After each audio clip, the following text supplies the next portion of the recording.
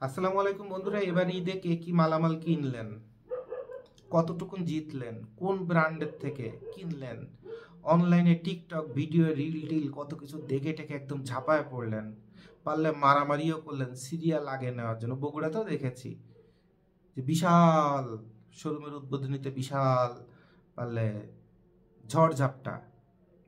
তো আপনারা এই যে একটা ব্র্যান্ড অথবা একজন নায়ক নায়িকা উদ্বোধন করে দিয়ে গেছে অথবা অমুক তমুক, এগুলো পরে ঝাঁপায় পড়েন। লেখাপড়া তো শিখেন, ভার্সিটিতে পড়েন, কলেজে পড়েন, স্কুলে পড়েন, অনলাইনে অনেক কিছু শিখেন কোয়ালিটি। তো একটা কাপড় যেটা হচ্ছে আপনার ন্যাংটা থেকে আপনাকে শালীনতা দেয়, সামাজিক বানায়, সেই কাপড়টার কোয়ালিটি কি কখনো অনলাইনে একটু ঘাটাঘাটি করেন নাই, শেখেন নাই? তারপরে কষ্টের টাকা, সেই টাকা দিয়ে একটা কাপড় কিনবেন, একটা জুতা কিনবেন, একটা কসমেটিক্স কিনবেন, বড় শোরুমে চলে যাচ্ছেন, বাট সেখানে আপনি আপনার যোগ্যতা একটা কোয়ালিটি মালকে নাকি শেখেন নাই, তাহলে আপনি কোন লেভেলের একটি স্টুপিড চিন্তা করে দেখেন ক্রেতা হিসাবে। তা আমাদের দেশে এই স্টুপিড বিশাল জনতা আছে বলেই শোরুমগুলো ওই ভ্যানের মাল হুঁশিয়ারি মাল দিয়ে ব্র্যান্ড দাঁড় করায় ফেলে দেয়। সুন্দর সুন্দর স্টাইলে কথা বলা, ভিডিও করা, রিল করা, স্টাইল করা, এইসব করতে করতে ভাবসাব মারতে মারতে কি এসে ব্র্যান্ড দাঁড় করায় ফেলে। বাট ফাঁকিবাজিটা হচ্ছে হুঁশিয়ারি কাপড় দিয়ে ব্র্যান্ড দাঁড় করানো। তো আসেন আপনারা, যেহেতু আমি একজন ক্রেতা, আমি একজন ভোক্তা, সো কেউই, যেহেতু আমি কাপড়ের ব্যবসা, কাপড় প্রোডাকশন করি, তো যারা কাপড়ের ব্যবসা করছে আমি তো তাদের নামে আমার বদনাম করা ঠিক না, রাইট? বাট আমি যা বলি সবসময় খুব স্ট্রেট বলি, সবার ভালোর জন্য বলি। এই যে আজকে যে ভিডিওটা করে দিচ্ছি, এই ভিডিওর মধ্যে অনেকগুলো ব্র্যান্ডের শোরুমের ফল্ট অথবা প্রবলেম দেখাবো।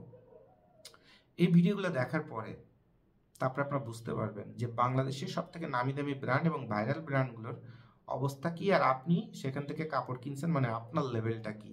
আপনি যে এত পাকনা, এত বুদ্ধিমান, এত জ্ঞানী, বাস্তবে আপনি কোন লেভেলের একটা ঘোড়ার ডিম। তাহলে বাংলাদেশের যত কাস্টমার ভোক্তা আছেন সবাইকে আমার এই ভিডিওটা শেয়ার করবেন, এবং ভবিষ্যতে তারা ফুটপাতের মাল কিনলে ওই কোয়ালিটি নিবে, হোশিয়ারি দোকানের থেকে নিলে ওই কোয়ালিটি নিবে, ব্র্যান্ডের থেকে নিলে ব্র্যান্ডের থেকে সেই কোয়ালিটি নিয়ে নেওয়ার মতো যোগ্যতা অর্জন করবে।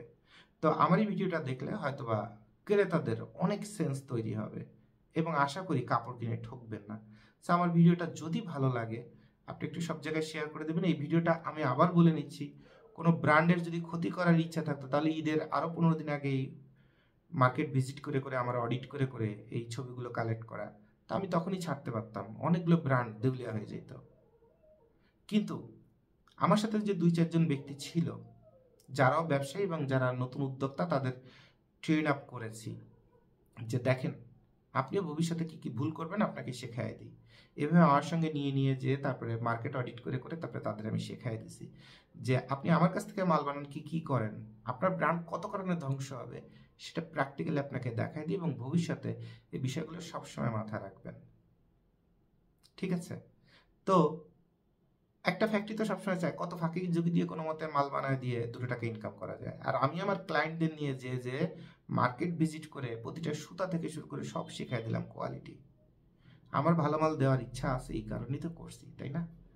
তো আমি এই যে ব্র্যান্ডগুলো নিয়ে ভিডিও করব, এই ব্র্যান্ডগুলোর অবশ্যই আমি মঙ্গল চাই, এবং কাস্টমারদেরও মঙ্গল চাই, যে তারা যেন ব্র্যান্ড যেমন তার ভুল বুঝতে পারে, এবং কাস্টমাররা যেন নতুন ব্র্যান্ড অথবা পুরনো ব্র্যান্ড ওই নামের পরে না চলে অথবা ব্র্যান্ড নামের পরে না চলে, ওই ব্র্যান্ড কতদিন কোয়ালিটি দিতে পারে ততদিন ওই ব্র্যান্ডের সাথে থাকে। আর ব্র্যান্ড যদি কোয়ালিটি দেওয়ার মতো মানসিক যোগ্যতা হারায়, খালি ইনকামের ধান্দা করে, তাহলে সেই ব্র্যান্ড থেকে যেন বের হয়ে যায়। এই জন্য ভিডিওটা করা। তো আশা করি ভিডিওটা দেখলে আপনাদের ভালো লাগবে এবং অনেক কিছু শিখতে পারবেন, যে কাপড় কেনার সময় আপনার কোন কোন বিষয়ে সচেতন হওয়া উচিত। ঠিক আছে? এবং সেখান থেকে আপনি যেন নির্ণয় করতে পারেন যে একটা কাপড়ের ফেব্রিক্সের মানটা কি, এটা কি খারাপ মানের ফেব্রিক্স কিনে তারপরে কোনো মতে রং করে ওয়াশ করে সফট বানানো হয়েছে, নাকি এটা জন্মগতভাবেই দামি কাপড়, ভালো ইনটেক কাপড়। কারণ দুইটাই চকচক করবে, বরঞ্চ খারাপটারও বেশি চকচক বেশি করবে। বলে না যে ফাঁকা কলসি বাজে বেশি, তা যেটা খারাপ সেটা আরো চকচক বেশি করবে।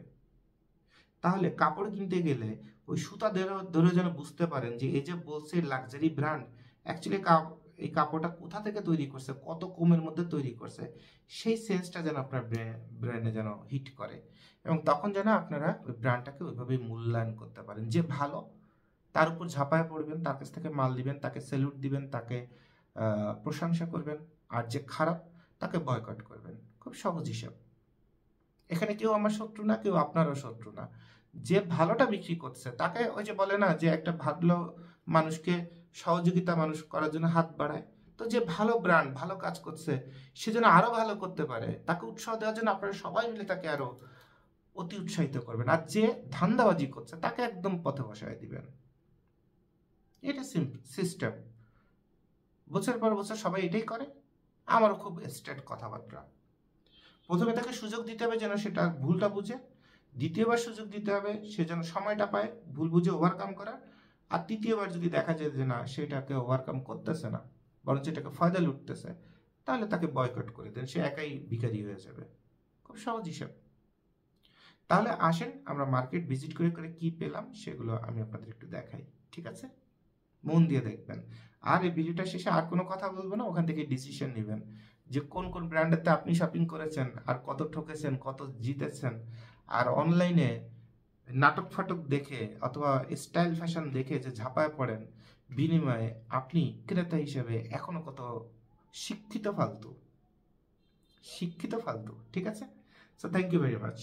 মন দিয়ে বাকি অংশটুকুন দেখেন।